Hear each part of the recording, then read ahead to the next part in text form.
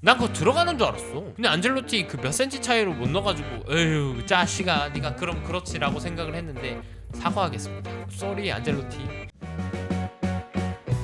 전지적인 석시점 2026 K리그2 23라운드 리뷰입니다. 안녕하세요, 승열입니다. 박수. 일단은 당연히 박수를 치면서 시작할 수밖에 없는 이번 주다. 왜냐? 우리가 기가 막힌 역전승을 했기 때문이죠. 말해 뭐합니까? 기분 좋은. 사실 저번 주에 경기에서 뭐 파주한테 이제 역전패를 당하면서 저 경기장을 갔다가 직관계도 찍었는데 뭐 여러모로 이제 뭐 일정도 좀 바빴고 컨디션도 그렇게 썩 좋지 못한 상태여가지고 편집을 못해서 사실 못 올리는 그런 불성사가 생겼거든요. 그 부분에 있어서는 죄송하게 생각을 하지만 늦게라도 올리는 게 나을까요? 안 올리는 게 나을까요? 그거는 뭐 댓글 통해서 알려주시면 제가 편집은 되는 대로 한번 올려보도록 하겠습니다. 네, 그렇고 바로 경기로 들어가시죠. 이번 주는 제가 혼자서 진행을 하게 됐는데 그러다 보니까 조금 좀 간단하게 이야기들을 좀 해보려고 하거든요. 그래서 경기로 넘어가 보겠습니다. 네, 첫 번째 경기입니다. 대구와 부산, 대구 IM뱅크 파크에서 펼쳐진 23라운드 경기였습니다. 그래서 경기를 시작할 때 그 코멘트가 상위권에 불을 붙인 대구와 불을 붙일 부산 이렇게 소개를 해주셨더라고요. 그래서 와, 부산이 상위권에 불을 붙여야 되는 위치까지 떨어졌구나. 그거를 다시금 한번 느끼게 되는 케이스였고, 경기 내용을 좀 보자면 20분까지는 확실히 부산의 흐름이긴 했어요. 지금 가브리엘 선수가 부상이라고 하는 것 같더라고요. 그러다 보니까 크리스찬 선수만 이렇게 경기에 이제 공격진에서는 출전을 선발로 하게 되는 상황이었는데, 그러면서 김민혁 선수가 김찬 선수 대신에 이제 투톱 형태로 나왔고, 중원에 사비에르 박혜성 이 조합으로 나왔는데, 김민혁이 한 칸 더 앞에 공격 쪽에서 출전을 하다 보니까 중원에 이제 박혜성, 사비에르 이렇게 출전을 하게 되었고, 사비에르 선수가 출전을 하게 되는 게 확실히 아무래도 그 부산의 중원에 있어서는 조금 더 안정감을 가져주지 않나라는 생각이었습니다. 그래서 20분까지는 부산이 확실히 흐름을 본인들이 좀 가지고 가는 느낌이었어요. 공격적으로 활발함을 보여주는 모습도 있었고, 크리스찬이 슈팅을 하는 과정에서 침착함을 보여주면서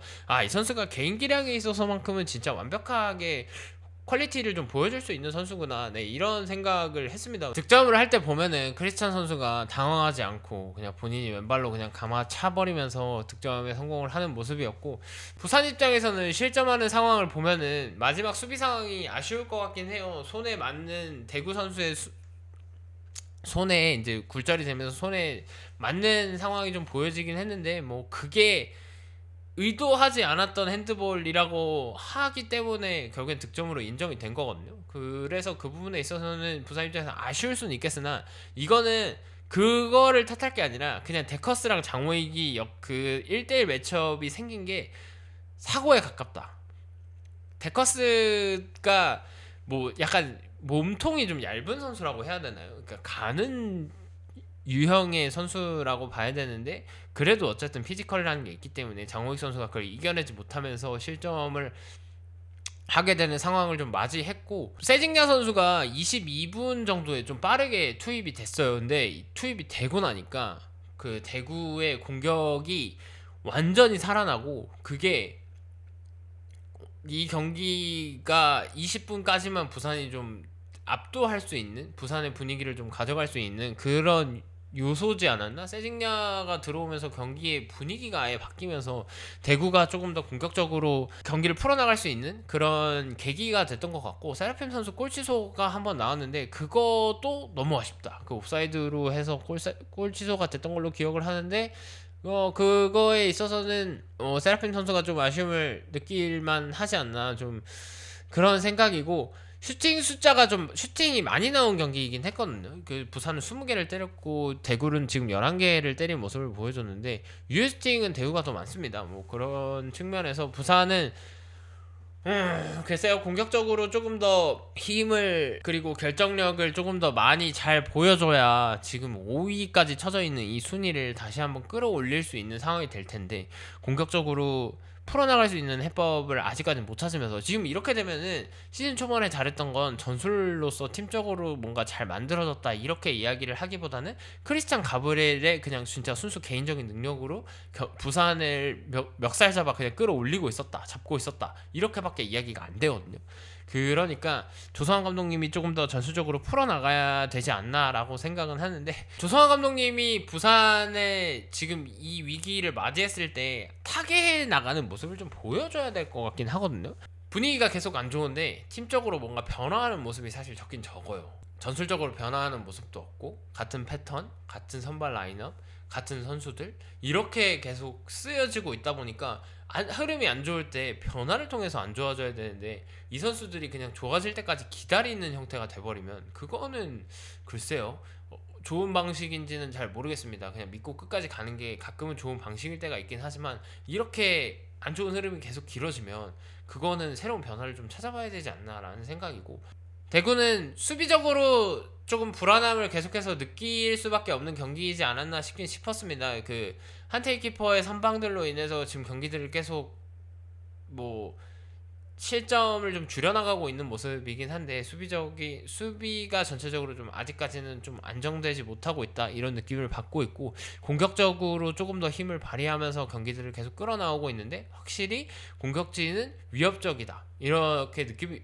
들고 있고, 단레이 선수가 어떤 이유에서인지는 모르겠는데 명단에는 계속 들고 있는데 출전 빈도수가 좀 많이 낮아지고 있거든요.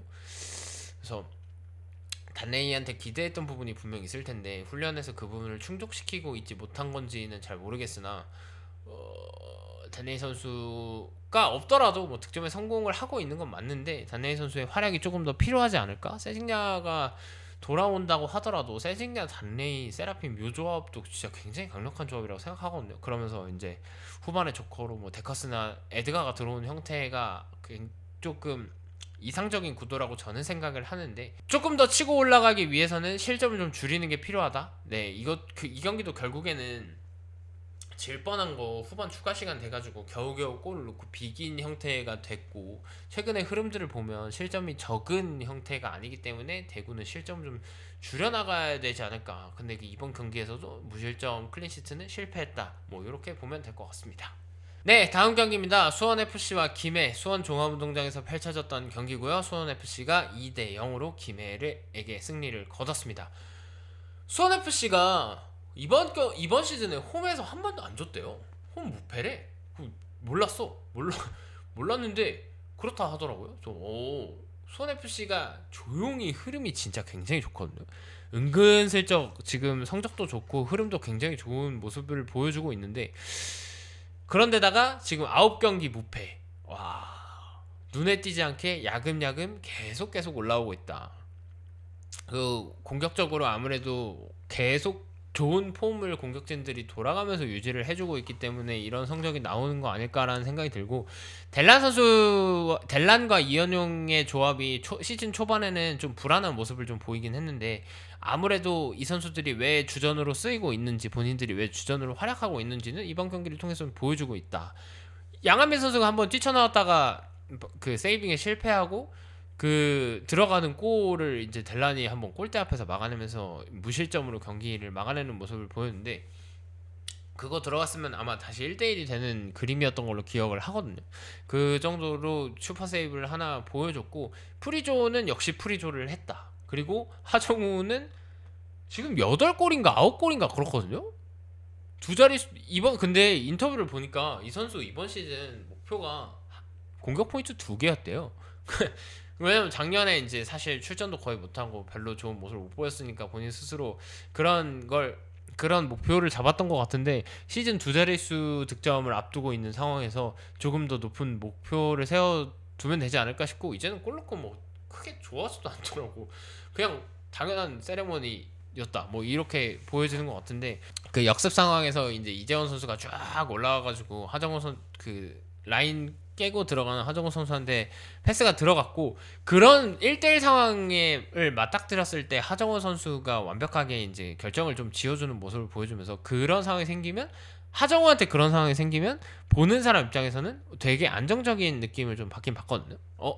들어왔다, 약간 이런 불안함을 없애는 공격수가 됐다는 거는 하정우 선수가 꽤나 좋은 능력치를 가지고 있다 이렇게 말하면 될 것 같고, 김해를 잠깐 이야기를 하자면 이게 지금 백하 선수가 우재욱 선수 대신 이렇게 출전을 해주는 모습을 보여줬는데, 골대를 맞았던 것도 기억이 있고 아예 뭐 골 찬스가 없었던 건 아닌데 한번 세트피스에서 약속된 세트피스로 좋은 기회를 맞이했었거든요. 근데 그거 찬스가 진짜 너무 아쉽게 느껴지지 않을까. 그러니까 오픈 플레이 그리고 공격 상황에서 득점 기회들을, 제대로 된 기회들을 맞이하지 못할 때 그런 세트피스 한 골 한 골이 그래도 팀한테는 꽤나 중요한 모습이라고 생각하거든요. 근데 그게 이어지지 못하면서 김해는 여전히 지금 리그 내에서 경쟁력을 맞이하는데 너무나도 큰 어려움을 겪고 있는 모습을 보여주고 있고, 이 팀도 딱히 해법이 사실 보이는 게 없습니다. 뭐 새롭게 지금 여름 이적 시장에서 들어온 선수들이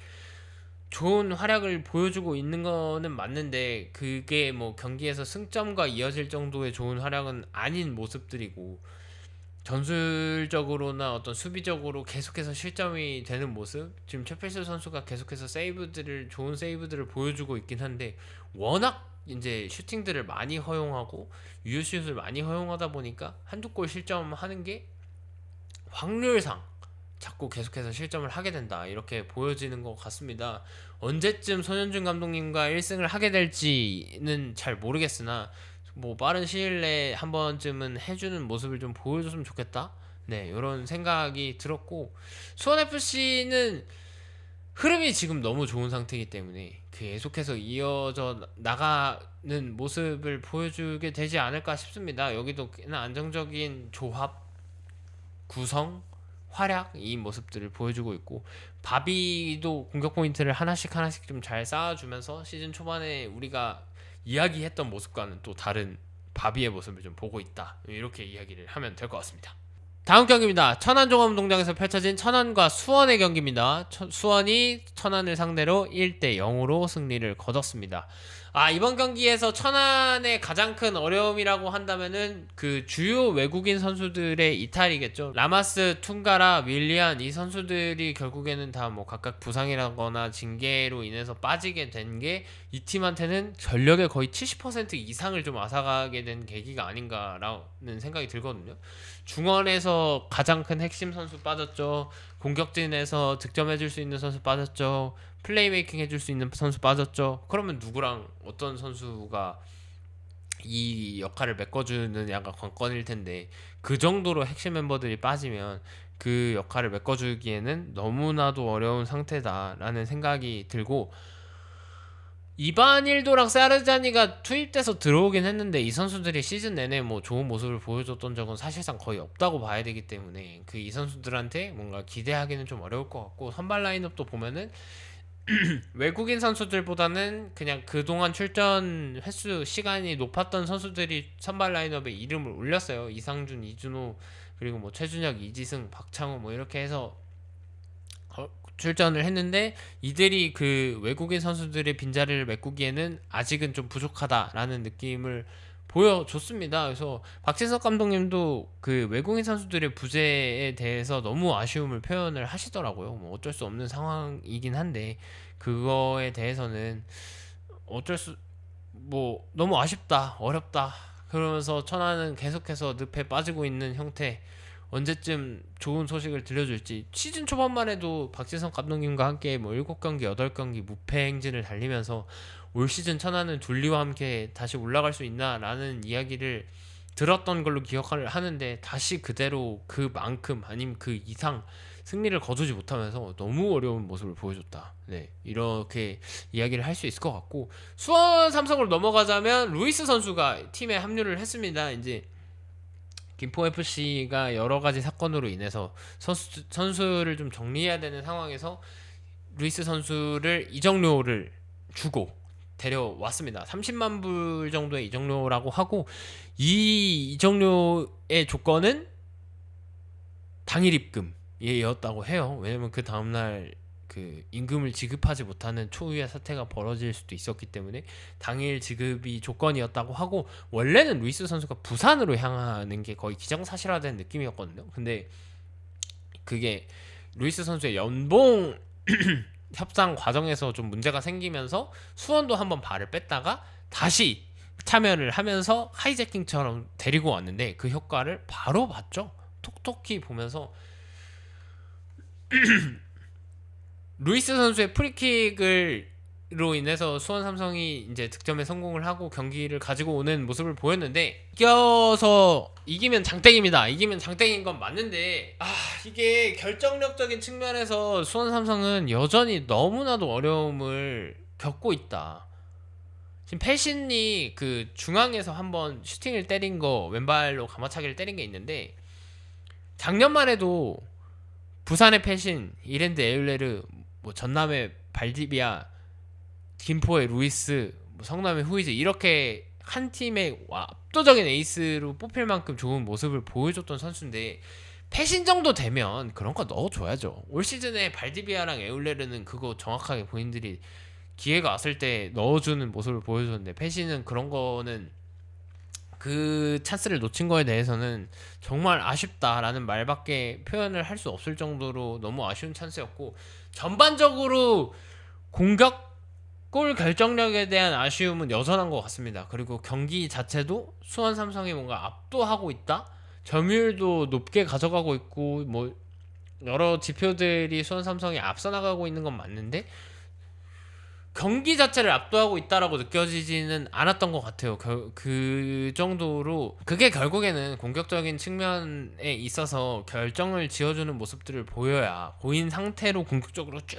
계속 밀어붙여야 경기를 압도하고 본인들이 지배했다라는 느낌이 드는데, 이렇게 하다 만약에 그 루이스 선수 프리킥 골 하나 아니었으면은 그냥 또 비기고 아쉽게 승점 드랍하는 거였거든요. 순위를 1위인 상태에서 치고 나가야 되는 상황인데 그렇게 드랍이 될 뻔한 걸 지금 새로운 이적생인 루이스 선수가 다시 승리로 이끌었다고 보면 될 것 같고, 중원에는 고승범, 정우현, 수비에는 뭐 고승현, 한현석 이렇게 조합이 나왔는데 고승범 선수가 조금 더 중심을 잡아주기를 바라시는 것 같더라고요. 감독님 보면은 이제 인터뷰를 봤을 때 어린 선수들이 준비한 것만큼 경기장에서 보여주고 있지 못하다, 그 부분에 있어서는 정말 너무 아쉽다, 조금 더 잘 할 수 있을 거다, 뭐 이런 형태의 인터뷰를 한번 보여주셨어요. 그만큼 수원 삼성의 라인업에 있어서 어린 선수들도 많고 좋은 선수들도 많은데 그거에 비해서 우리가 준비한 거에 비해서 부족한 모습을 보여주고 있다 보니까 경기력에서 조금 그게 드러나는 것 같은 모습입니다. 그럼에도 불구하고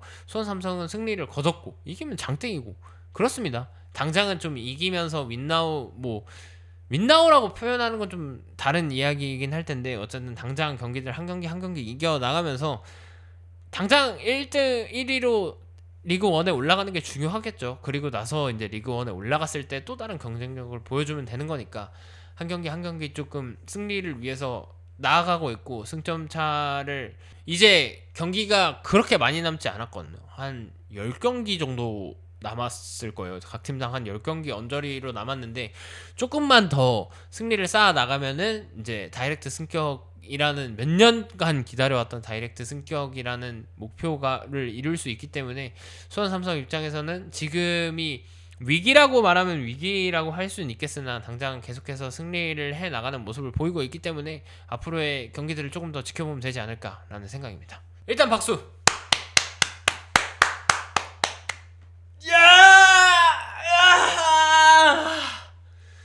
이게 안산 스타디움에서 펼쳐졌던 안산과 성남의 경기, 성남이 2대1로 역전에 성공을 했습니다. 이게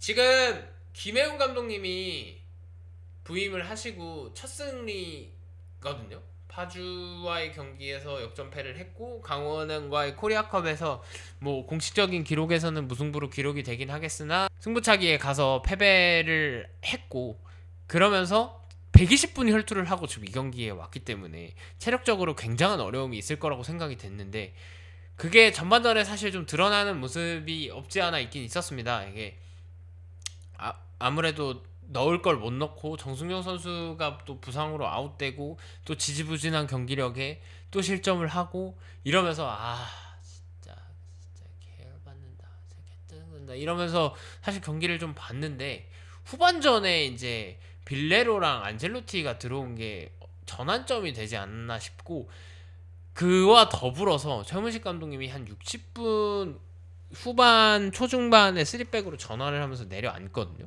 그게 패착이었다. 이게 축구를 보다 보면 이기고 있는 약팀이 선제골을 넣고 걸어 잠근답시고 그냥 아예 수비로 내려앉는 경우가 있거든요. 근데 그렇게 되면 상대방이 공격을 계속해서 시도를 하기 때문에 어찌됐든 기회가 많다는 건 골을 기회도 많고 슈팅 기회도 많아진다는 거거든요. 그래서 좋은 골을 본 적이 없습니다. 근데 이번 경기에도 역시나 그런 모습을 보여주면서 안산 입장에서는 아쉬운 역전패를 당하게 됐고 하츠젤 선수가 부상으로 지금 이번 경기에 출전을 하지 못한 걸로 알고 있는데 그 부분에 있어서 그게 조금 더 아쉬운 포인트가 되지 않을까라는 생각이고 성남 이야기를 하자면 전반에도 골대를 맞았던 걸로 기억을 하거든요. 그래서 골대를 맞으면서 아유 또 쇼를 해 이거 되겠냐 또 안 되는구나. 김혜훈 감독님의 전술적으로 좀 다른 점이 하나가 뭐냐면 풀백이 중원에 참여를 해가지고 중앙으로 쭉 올라와서 경기에 좀 참여를 하는 모습을 보이거든요. 그러면서 경기 조율을 좀 해주는 모습을 보입니다. 그러니까 그러면서 정승용 선수한테 그러한 주문을 했다고 하는데 부상으로 아웃이 되면서 첫 번째 변수를 맞이를 했고 그러나 이게 안젤로티와 빌레로가 투입이 되면서 아니죠. 안젤로티가 후반전에 투입이 되면서 사실 교체를 할 때 이정빈이 아웃이 되면서 이정빈 잘하고 있었는데 왜 이정빈이 아웃이 되나? 그리고 권병준이랑 전민규 와 이게 진짜 김영건의 컨셉이 확실하구나. 진짜 어린 선수 쓰겠다는 이 어떤 기조 본인이 생각을 했던 기조가 확실하구나. 이 생각보다 고집쟁이일 수도 있겠다 이런 생각을 했는데 그게 조금 통했다 이렇게 봐야겠죠. 권병준 선수도 측면에서 꽤나 활발한 모습을 보여줬고 안젤로티가 이제 후반 12분 정도에 투입이 되면서 원래는 명단 제외까지 고려를 했었다고 해요. 근데 이제 본인이 직접 감독실에 찾아와가지고 진짜 죽기 살기를 뛸 테니까 본인한테 기회를 달라 이렇게 이야기를 할 정도로 의지가 불타올랐는데 제가 어느 시점부턴가 미끌로티 대구전을 기점으로 해가지고 안젤로티에 대한 안 좋은 이야기를 실망한다. 난 이 선수한테 기대도 하지 않는다라고 이야기를 했는데 그 경기를 기점으로 갑자기 좀 활약이 좋아지는 것 같은 기분이 들거든요. 기분 탓이겠죠? 그러면서 이제 물론 좋은 겁니다. 좋은 거긴 한데 이 자꾸 제가 말하는 거에 반대로 가다 보니까 이게 지금 1년째 시즌 시작하고 6개월이 다 돼가는 시점에서 6개월째 이러고 있거든요. 이거 어떡하죠? 이것도 좀 문제가 있는 것 같은데 그런 생각이 들고 안젤로티 골이 빌레로가 오른쪽으로 옮겨오면서 왼쪽에서 출전을 하다가 오른쪽으로 옮겨오면서 빌레로의 또 다른 활용법을 좀 찾게 된 거 아닌가? 라는 생각이 들었습니다. 확실히 측면에서 그냥 아예 돌파와 크로스에 대한 롤을 완벽하게 주니까 그리고 이상민 선수가 되게 높은 지역까지 올라와서 발밑이 좋은 선수여서 패스의 질이 진짜 좋아요. 그래서 그 득점을 못하긴 했지만 빌레로가 결따라서 쭉 올라가가지고 크로스를 했을 때 난 그거 들어가는 줄 알았어. 근데 안젤로티 그 몇 센치 차이로 못 넣어가지고 에휴 짜시가 네가 그럼 그렇지라고 생각을 했는데 사과하겠습니다. 쏘리 안젤로티.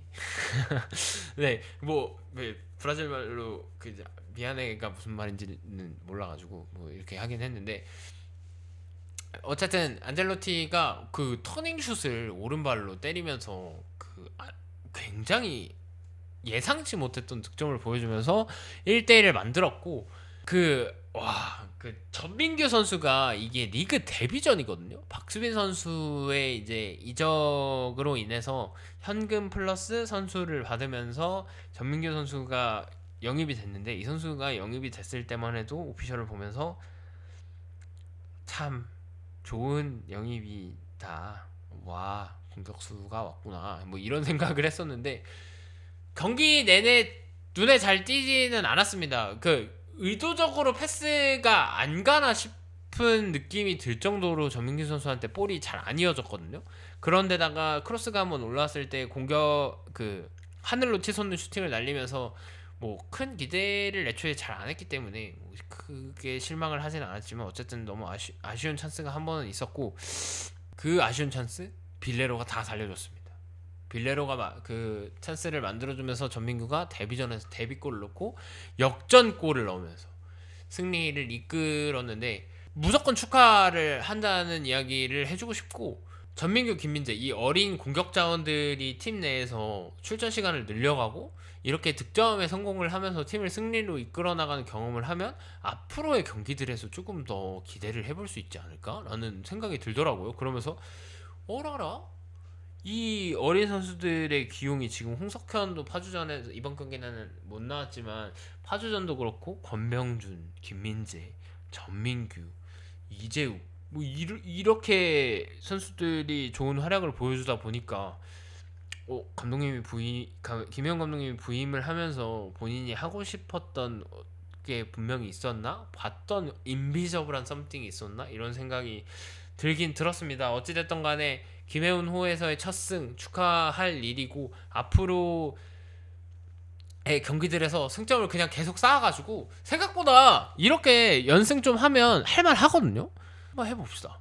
네 그런 생각이 들었습니다. 김혜훈 감독님의 축구 자체가 빠른 공수전환 그리고 빠른 역습 공격에서 속도를 굉장히 높이까지 올리면서 빠르게 공격을 하고 마무리를 짓고 내려오는 형태의 공격을 좀 추구하시는 것 같은데 그 부분에 있어서는 컬러가 좀 확실하게 보이기 때문에 축구를 보는 맛은 사실 좀 있는 건 사실입니다. 그러니까 답답함이 좀 덜하긴 해요. 그 이상민이 뭐 축구 왜 이렇게 잘하는 거야? 축신이야 축신. 그냥 수비면 수비 공격할 때 그냥 본인이 다 무슨 10번처럼 와서 공격 다 풀어주고 내려가고 선수 캡틴이 되면서 조금 더 책임감이 생겼을겠죠. 아무래도 생겼을 것 같은데 그 부분에 있어서는 역시 이상민 선수도 이적한다는 이야기가 있었는데 안 해서 다행이다. 했으면 큰일 날 뻔했다.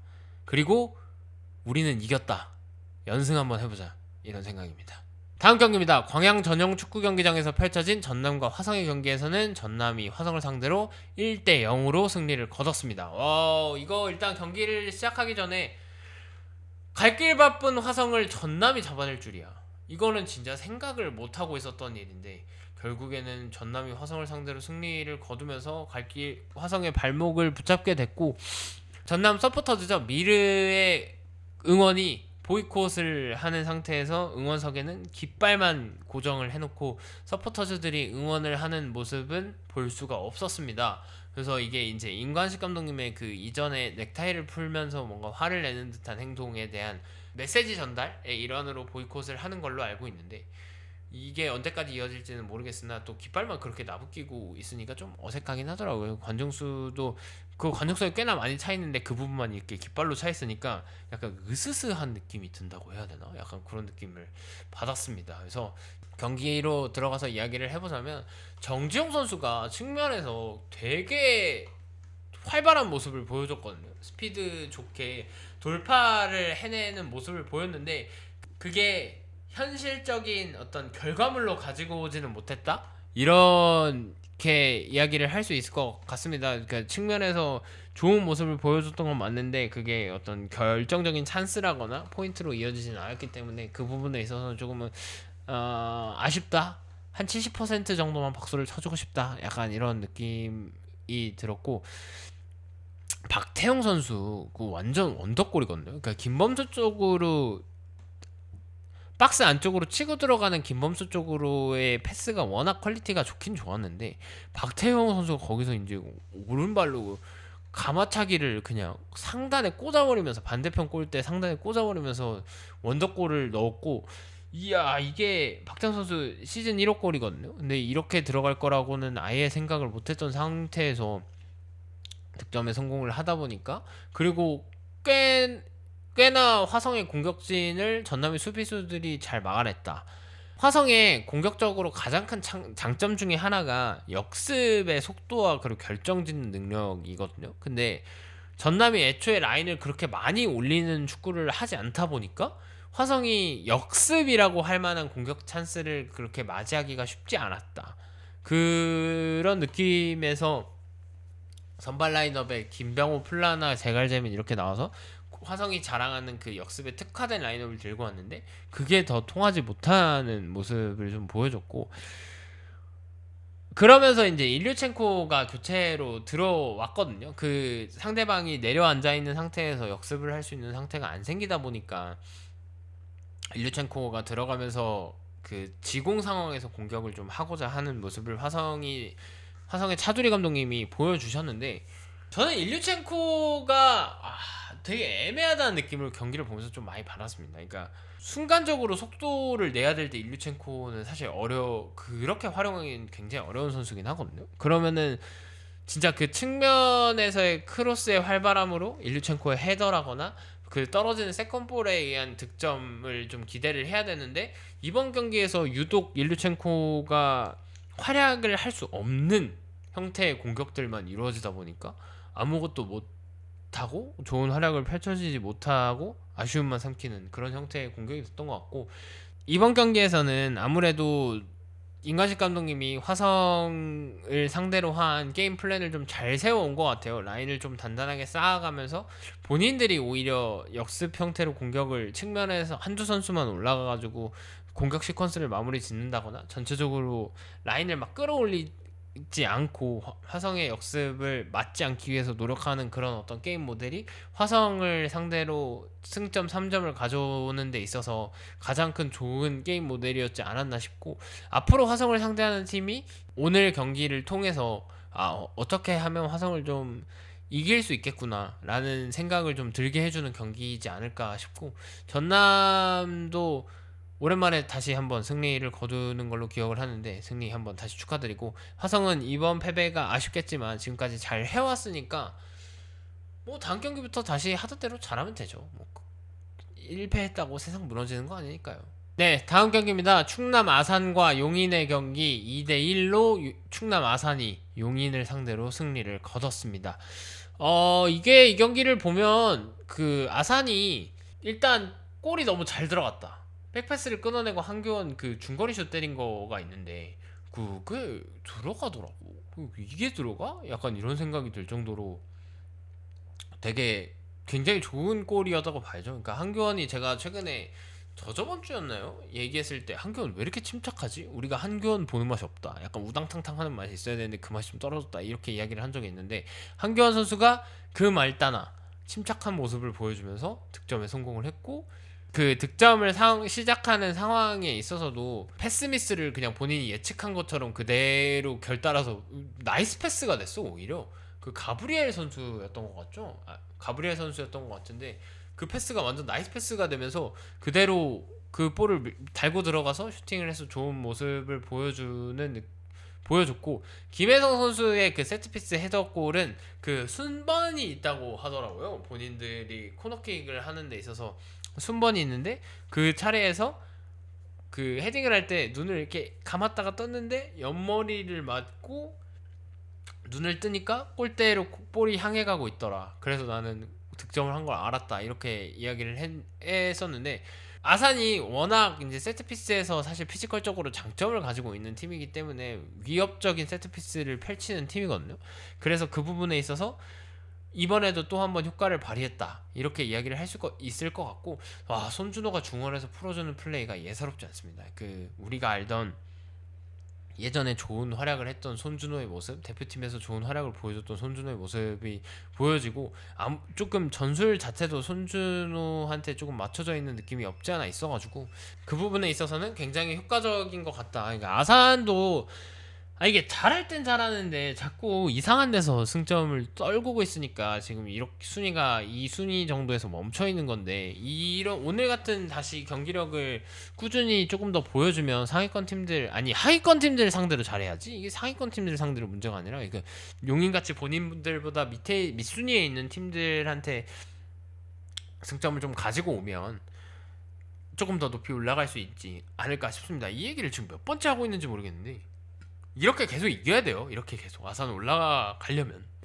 그 용인 이야기를 잠깐 하자면 가브리엘이 뭐 쥐락펴락한 경기라고 봐야죠. 이게 본인이 실수를 하면서 실점의 빌미를 제공하기도 했고, 그러나 이제 슈팅을 또 기가 막히게 넣으면서 골 득점에 성공을 하면서 1대1까지 만들었는데 그 이후 상황에서 이제 실점이 생기면서 패배를 막지는 못했지만 용인도 골치소가 한 번 있었죠. 곽윤호 선수의 그 득점 상황이 있었는데 그것도 결국에는 이제 골치소가 되면서 너무 아쉬운 기분일 거다라는 느낌이 들었습니다. 그리고 이제 석현준 선수가 후반전에 투입이 되면서 좋은 활약을 보여줬다고 저는 생각을 하거든요. 이게 선발로 나왔을 때 또 좋은 경기력을 보여준 것도 있지만 후반에 이번 경기 투입을 하면서 조금 더 상대방의 에너지 레벨이 약간 더 내려가 있는 시점에서 속도와 피지컬이 좋은 석현준이 뛰어다니기 시작하니까 굉장히 좀 큰 어려움을 겪었다 아사한 수비진이. 그러면서 사실 가브리엘의 득점도 이어졌다고 생각을 해요. 그러니까 석현준이 중앙에서 열심히 싸워주고 잘 비벼주다 보니까 가브리엘한테 찬스가 오고, 석현준이 중앙에서 잘 싸워주고 선수들 끌어당겨주다 보니까 가브리엘한테 공간이 생기고 찬스가 생겨서 결국엔 득점까지 성공을 하는 그런 모습을 보여주지 않았나 싶습니다. 그러니까 용인도 아직까지는 경기력이 많이 올랐고 리그에서 적응하는 모습을 보여주긴 했으나 아직까지는 안정적이라고 표현하기는 조금 어렵기 때문에 그 부분에 있어서는 뭐 차차 그냥 조금 더 팀을 만들어 나가는 과정이다, 이렇게 이야기를 해야 되지 않을까 싶습니다. 서울 이랜드와 파주 프론티어의 경기 목동 종합운동장에서 펼쳐졌고요. 경기 결과는 1대1로 무승부로 끝났습니다. 이게 경기를 시작하면서 안주환 선수가 선발로 이번 경기에 나왔는데 속도를 이용해가지고 역습을 하고 슈팅을 하고 그거 근데 슈팅이었을까요? 나는 그 크로스는 아니었던 것 같아. 이번 경기에 이제 선발 라인업에 안주환 선수가 이름을 올리면서 굉장히 좀 시작부터 좀 활발한 모습을 보여줬거든요. 그래서 초반에 안주환 선수 역습으로 해가지고 슈팅일까? 크로스일까? 뭔가 보는 관점에 따라 달라질 수 있겠지만 저는 그거는 난 슈팅이라고 봤거든요. 근데 이제 그거를 박창환 선수가 밀어 넣으면서 득점에 성공을 하는 줄 알았으나 안주환 선수가 볼을 받는 과정에서 이제 옵사이드가 선언이 되면서 골 취소가 됐는데, 그 이후에도 안주환 선수가 계속해서 좋은 활발한 모습을 보여줬어요. 그래서 이 선수도 이제 프로 무대에서 조금 더 계속해서 적응을 해 나가는 모습을 보여주고 있고, 골이 들어갈 때 보면 박재용 선수 그 김현 선수가 이제 헤더를 경합을 하고 그 튕겨 나온 볼에 이제 박정우 선수가 밀어 넣으면서 성공을 했는데, 그 전에 손혁찬의 크로스는 뭐죠? 손혁찬 크로스 이번에 미쳤던데? 그 휘어져 나가는 각도랑 말려 들어가는 볼이 장난 아니야. 그 마치 작년에 신재원을 보는 것 같은 느낌? 그런 크로스가 칼처럼 들어오면 그거 진짜 맞기 힘들거든요. 그래서 약간 눈이 휘둥그레지는 크로스의 연속이어서 그 부분에 있어서는 좀 많이 놀랬고, 공격을 풀어나가는 데 있어서 서울 이랜드도 에울레르가 그러한 부담을 좀 덜어내고 까리오스가 그 역할을 부여받다 보니까 좀 분업화돼서 에울레르도 조금 편하게 공격을 하는 것 같고, 까리오스가 공격을 확실히 좀 잘 풀어주는 것 같아. 이 팀의 공격을 풀어나가는 데 있어서 핵심은 좀 까리오스인 것 같다. 그런데다가 에울레르가 그 중거리 슈팅들을 이제 인사이드로 때리잖아요. 그럴 때 이 선수의 슈팅이 맞기 어려운 이유가 뭐냐면 희한하게 볼이 골키퍼 앞에서 튑니다. 그 바운드가 자꾸 생기니까 막기가 굉장히 까다로운 슈팅을 좀 때려요. 근데 그 슈팅들이 골대 쪽으로 정확하게 흘러 들어가는 슈팅이니까, 그래서 이제 에울레르를 막기 힘들어하는 건데, 그러한 슈팅들을 이번 경기에도 유감없이 발휘를 하면서 위협적인 모습을 보여줬고, 근데 까리오스가 진짜 확실히 그 공격의 천병이 되는 것 같긴 해. 진짜 까리오스가 풀어주는 게 진짜 많아가지고 조금 까리오스도 굉장히 잘 막아야 될 것 같다. 왜 작년에 이 선수를 그러니까 시즌 초반에 큰 부상을 당했음에도 불구하고 계속 데리고 있었는지를 본인 스스로 지금 보여주고 있습니다. 그리고 가브리엘도 출전을 해서 한 15분 정도 뛰어주는 모습을 보여줬는데 뭐 크게 뭐 특별한 모습을 보여준 건 아니었지만 이랜드 입장에서는 이 경기가 진짜 아쉬운 이유가 뭐냐면 슈팅이나 점유율이나 진짜 이 경기야말로 모든 걸 본인들이 다 밀어붙인 경기였는데 한 번의 미스로 무승부라는 결과를 좀 맞이할 수밖에 없던 경기이지 않았나 싶거든요. 그러니까 실점을 이재호 선수가 후반 시작하자마자 득점을 했는데 그 백지웅 선수가 패스미스를 하면서 시작된 실점이거든요. 보라바스톤이 타이밍을 놓치면서 슈팅을 못하는 거였는데 그게 이제 슈팅으로 이어지면서 이재호 선수가 다시 그걸 재차 슈팅을 하면서 골로 넣는 모습을 보여줬는데 사실 수비 진영에서 저렇게 실수를 하고 실점을 하게 되면 아무래도 아무리 공격력이 좋은 이랜드라고 하긴 하지만 이 팀이 가장 계속해서 문제가 되는 지점이 수비적인 안정감, 수비 불안이거든요. 공격을 아무리 잘한다고 해도 실점을 계속하게 되면 이길 경기를 비길 수밖에 없습니다. 비길 경기를 질 수밖에 없는 거고. 근데 전형적으로 이 경기는 이길 경기를 좀 비기게 되는 경기이지 않았나. 예, 이런 생각이 들었습니다. 그래서 오스마르 김호규 나는 이 포백이 맞는 것 같아요. 아무리 생각을 해도 이 포백에 백중 이렇게 나오는 게 맞아. 그래야 균형도 좀 맞는 것 같고, 물론 그 속도적인 측면에서 떨어지는 게 없지 않아 있긴 있지만 그 외의 장점들이 더 크다고 생각을 하기 때문에 3백과 4백을 계속 혼용하고 있는 이번 시즌 이랜드를 봤을 때 그냥 4백 계속 쓰시는 게 저는 개인적으로 추천을 좀 드리겠습니다.